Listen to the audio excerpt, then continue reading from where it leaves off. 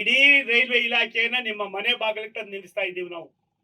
ನಮ್ಮ ಅಧಿಕಾರಿಗಳು ಒಂದೊಂದ್ಸಾರಿ ಮುಜುಗರ ಆಯ್ತದೆ, ಏನಪ್ಪ ಇವ್ರು ಹಿಂಗ್ ಮಾಡ್ತಾರೆ, ನಮ್ಮನ್ನೆಲ್ಲ ತಗೊಂಡೋಗೋದು ಬಿಡ್ತಾರೆ, ನಮ್ಮ ನಾಳೆ ಇವ್ರು ಬಿಡ್ತಾರ ಅಂತ. ಯಾರೇನೂ ಇಲ್ಲ, ಸಂತೋಷ ಆಗಿದೆ, ಒಳ್ಳೆ ಕೆಲಸಗಳು ಮಾಡ್ತಾ ಇದ್ದಾರೆ.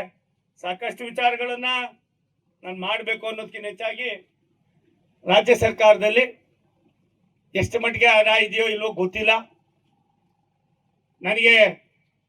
ತುಮಕೂರಿನಲ್ಲಿ ನಮ್ಮ ಇಲಾಖೆಗಳ ಕಾರ್ಯಕ್ರಮಗಳು ಮಾಡೋದಕ್ಕೆ ಎಲ್ಲರ ಸಹಕಾರವೂ ಕೂಡ ಇದೆ.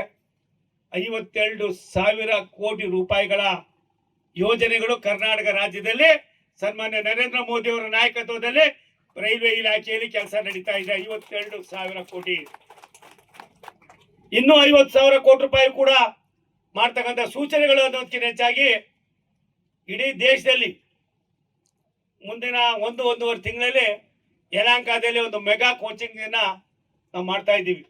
8 ಫ್ಲೋರ್ ಬರ್ತದೆ, ಮೇಲ್ಗಡೆ ಫ್ಲೈಓವರ್ನಲ್ಲಿ 8 ಫ್ಲೋರ್ನಲ್ಲಿ ಟ್ರೈನ್ ಓಡಾಡ್ತದೆ, ಕೆಳಗಡೆ 8 ಫ್ಲೋರ್ನಲ್ಲಿ ಟ್ರೈನ್ ಓಡಾಡ್ತದೆ. ತಾತಯ್ಯನವರೇ, ಈ ಟ್ರೈನ್ಗಳನ್ನ ರಿಪೇರಿ ಮಾಡೋದಕ್ಕೆ, ಕ್ಲೀನ್ ಮಾಡೋದಕ್ಕೆ, ಮತ್ತೆ ಅವು ಯಾವ ರೀತಿ ಏನು ಅನ್ನೋದನ್ನ ನೋಡೋದಕ್ಕೆ ವಾರದಲ್ಲಿ ಒಂದಿನ ಒಂದು ಟ್ರೈನು ನಿಲ್ಲಿಸ್ತದೆ. ಅದು ಯಾಕಪ್ಪ ನಿಲ್ಲಿಸ್ತದೆ ಅನ್ನೋದಕ್ಕಿಂತ ಹೆಚ್ಚಾಗಿ ಅದು ಕೂಡ ಎಲ್ಲ ಒಂದು ಕಡೆ ಕಂಬಿ ಮೇಲೆ ಓಡಬೇಕಾಗಿದೆ. ಅದಕ್ಕೋಸ್ಕರವಾಗಿ ನಮ್ಮಲ್ಲಿ ಅಷ್ಟೊಂದು ದೊಡ್ಡ ಪ್ರಮಾಣದಲ್ಲಿ ಇರಲಿಲ್ಲ. ಆ ಮೆಗಾ ಕೋಚಿಂಗ್ ಅನ್ನು ಕೂಡ ಭಾರತ ಸರ್ಕಾರ ಸನ್ಮಾನ್ಯ ನರೇಂದ್ರ ಮೋದಿ ಅವರು, ನಮ್ಮ ಮಂತ್ರಿಗಳಾದ ಸನ್ಮಾನ್ಯ ಅಶ್ವಿನಿ ವೈಷ್ಣವ್ ಅವರು ತುಂಬಾ ಆಸಕ್ತಿಯನ್ನು ವಹಿಸಿ ಕರ್ನಾಟಕಕ್ಕೆ 6,000 ಕೋಟಿ ರೂಪಾಯಿಗಳನ್ನು ಕೊಟ್ಟಿದ್ದಾರೆ.